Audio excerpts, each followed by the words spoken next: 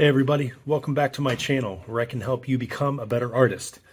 Today's lesson is dedicated to shading, but for beginners. Now, I have touched base before in several other videos about how I go about shading with adding texture, like fur, feathers, scales, etc. Shading is one of those things where I could probably make 50 different videos and teach you 50 different things about the shading process. Today we're going straight old school. We're not going to use any tool except a pencil. I'm using a 4B here. So what we're going to do is we're going to draw next to the demon that I drew. His name is Zagan.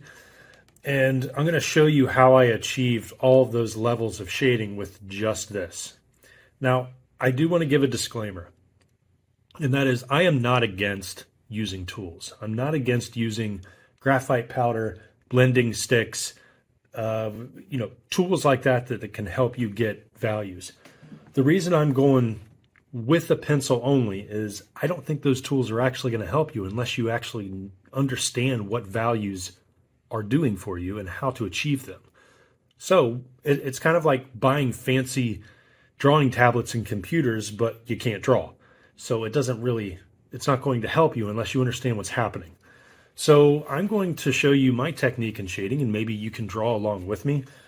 I will say that this is going to take patience because there's going to be layering happening. Now, we live in the microwave generation where we want to see instant results, and if we don't see instant results, especially with our art, we either quit, we think we suck, or we go along with something else, and we're depressed for 5 weeks, and we don't want that. So without further ado, let's get into shading. How do you start? If you see a blank white sheet of paper, it's intimidating, right? You have a newly sharpened pencil, which you should always keep sharp, and you don't want to mess anything up. So what I'm going to do is I'm going to hold my pencil like this, okay? So my pinky, if you look at it from the side, I'm not resting my palm on the paper, okay? I got my pinky up, which is one of the ways that I'm able to keep my work so clean. The other way that I keep it clean is, depending on the type of paper I'm using, I go over it with black Prismacolor because the black Prismacolor is wax-based and wax sits on top of graphite, preventing most of it from smudging. And I think I lied. Maybe the eyeballs and some of this is Prismacolor on top of graphite, but let's go with the graphite. All right, without further ado, look how far back I am holding the pencil from the tip. I also want to say, avoid shading by using the entire side of the pencil. I know, you've probably learned for years that that's the way to shade. You just hold the pencil to the side, let it rest with all of the wood and the graphite on there. Yes, that's good for huge areas. It's going to look awful if you do it 8.5 by 11 or smaller.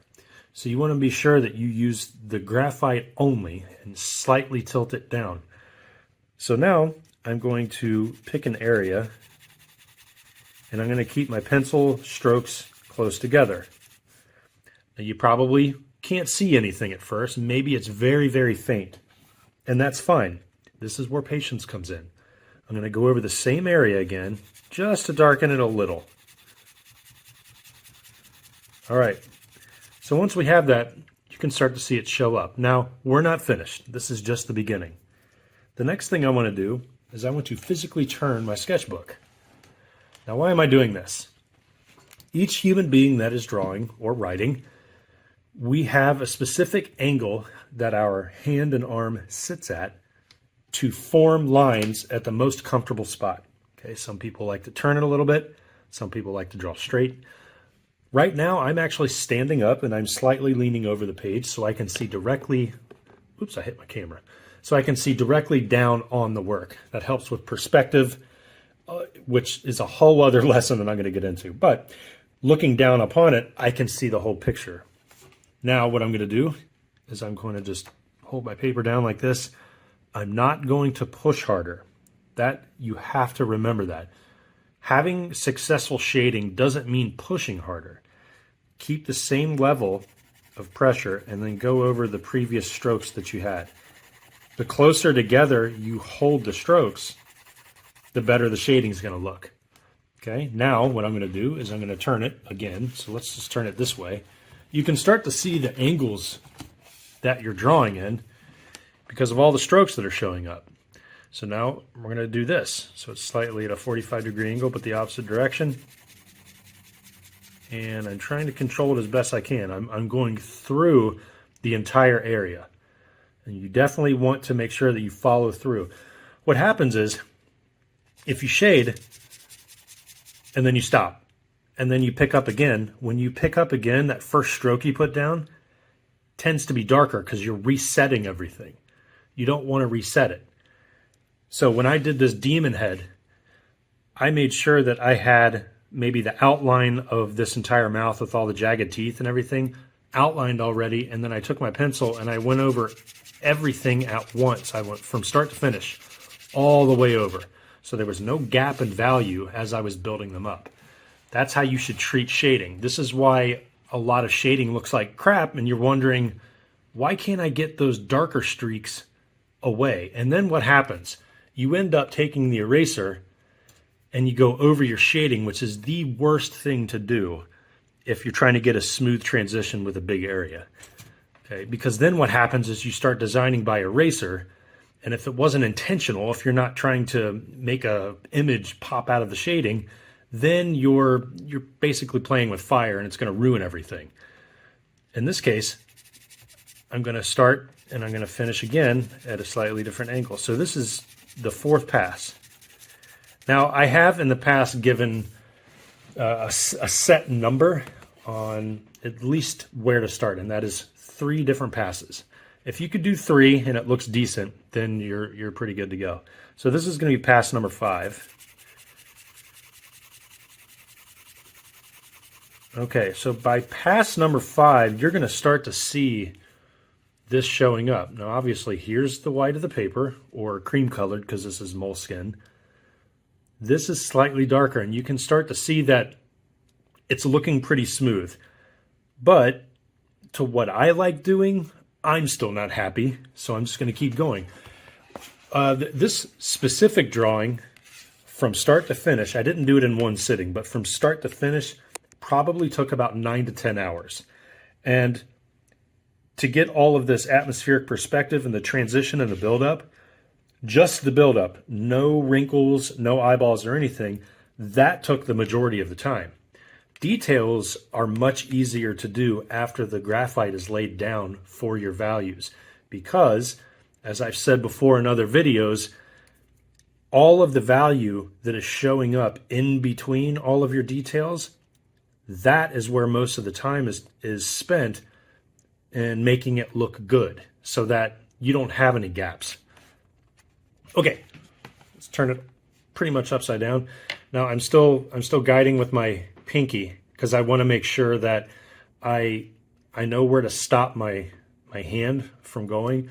Sometimes I'll use a sheet of paper and I'll just put it over the drawing, which is another method that I use so that it doesn't become dirty. Okay, and then I'm actually holding it way back here, so I'm going to move this down a little bit. I'll show you how I'm holding it. So here's the edge of the sketchbook. My hand is almost off of the page. Okay, and now I'm going to push down. And also the angle that I'm holding this at is this. So if this was the flat paper going across, my pencil's going down at about a 35 to 40 degree angle, like this, so that I'll have a slight flat spot on the end of my graphite. That's like the money spot. All right, so I'm going to go over this again. But this time I'm going to control my strokes a little bit more, and I'm going to make sure that they're super tight. What I mean by super tight is very close together. Okay, now I'm going to zoom in here for a second, and I want to show you how to achieve this. So check this out. All right, now you can start to see that the strokes on the outside are showing up, but in the inside right here, it's pretty smooth looking. Now, I didn't use my finger because that's the worst thing to do. You don't want to put the oils on the page. Instead, I'm going to go over this again. I'm not pushing harder. It's about the same pressure as I used before, and I'm making sure that I'm following through. This is looking pretty good now. So you can see over to the right where I'm my teeth are showing up and on the demon and part of the jaw muscles and all the values are starting to play off each other. That's how I was laying the foundation for this thing. And then I just added on top of the details, or I'm sorry, I added on top of the shading in order to form those details. Now the fun part begins. Oh, by the way, there is no set number. I gave the number 3 on the number of passes that you should do to at least have a good enough area to draw. Man, hey, feel free to do 15. I don't care. If you can get this level of shading to where there's no strokes or streaks, I should say, showing up, that is a very good start. So another thing that I like to do at this stage, if I'm just using a 4B, is I will start and go a little bit darker this time. Just a little bit. I'm going to go across like that. Okay, now my obsessive compulsive disorders coming in now. Okay, so yeah, that's looking pretty good. And then I'm going to go over at this angle. Now we're really talking. Okay, I lost count. I don't know how many passes that is. But check this out. Most of the time was spent doing this. Look how smooth all of that looks. There was no eraser used, no smudging, no blending sticks, no graphite, well, yes, graphite, no graphite powder, anything. Instead, it was just old school pencil. It's easier said than done. This is going to take some time, okay? I encourage everybody watching this to practice at least 20 minutes a day on your muscle control of your hand and your coordination and everything. That's half the battle, folks. If you want to get to this level of drawing, it's about building patience and it's about following through from start to finish.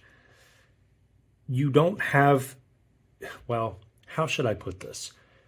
Don't second guess yourself when you're doing an image this big, okay? If you want to illustrate with a pencil, be my guest, all right, without shortcuts. It's going to take some time to realize that when you start, the beauty of your piece isn't going to show up until probably the end. You got to build and build and build. And then once you get this level done, it's amazing what you can start adding on top of it. And let me show you. So I'm going to keep it zoomed out for context so that you can see the demon, but you can also see how I worked with the values and everything. So let's say that I wanted to do some skin texture with just the shading that showed up. Okay, so see how I'm holding the pencil? It's not way, way, way up front, because way up front is finite detail right before you finish everything. No, I'm going to keep it probably right there. It's just more comfortable for me to hold it like that. And then I'm going to slightly put in maybe one little wrinkle, okay, like this. Followed by, if you look over here at the demon's jaw, you're going to see some stretched skin over top of, it looks like emaciated jaw muscles, and it's just contorted and disgusting, I know. But there's also some scarring, some burn marks and everything, and I'll show you how I got the burn marks. And it's amazing what happens when you take care of business and get your values in first. Watch this. So I'm just going to fade off some value right after that line. So this is super light. Again, patience. Patience, patience, patience. And as I fade it up into this gray area that I established, now I'm going to show you how I got these. The value's here already. All I'm going to do is I'm just going to give myself a very friendly outline, and I'm going to push harder, and I'm going to fade that off. Now, where do I start for the second marking? I'm going to go under it, and I'm going to give myself a little space, and I'm going to do some little circles, and I'm going to fade that off. And then I'm going to go under that in a different shape, and I'm going to fade that off. So you can start to see what's happening. Now, if I just push a little harder, maybe there's there's a weird cut inside some of that marking right there, and maybe there's like a hole there. Put some value on top of it, and you're going to start to see that you could see the markings starting to happen. All the value that I put down for that shading is taking care of itself. Same thing happened on the jaw. And then I can start putting in muscle tissue, like maybe if I want to go under here, I don't know. This isn't really a muscle. It's just like an area that I'm drawing. Maybe some wrinkles. And you can start to see I build off of outlines. There you go. I've been asked quite frequently, especially in the past couple of weeks, do I use reference when I draw creatures? When I make up like really scary demonic stuff, I usually don't use reference, just because I've been drawing for a long time and I have obsessed about scary stuff and animals and creatures and movies that I can pretty much make this stuff up in my head. However, if I am sketching something or if I'm sketching a creature that's based on an animal, most definitely I look at reference. I look at animals every day because I teach creature design, and me working for Airship Interactive and other clients, of course, I have to look at reference if I want to make something look really good. Because it doesn't matter how long that you draw for. You could be the world's best figure drawer, and there's still something awesome to learn about the human figure. There's still a lot that I have to learn about the human figure. There's tendons and muscles and weird angles. I mean, my favorite creature to draw is the werewolf, and I'm still learning about dog anatomy and wolf anatomy and all that stuff. So hopefully today's shading lesson was fun for you. Those of you that are just learning how to shade, please rest assured that you can get to this level if you just take a deep breath. Don't be intimidated by blank paper. You don't need to go out and buy fancy stuff. Okay, shading is shading. But anyway, everybody take care.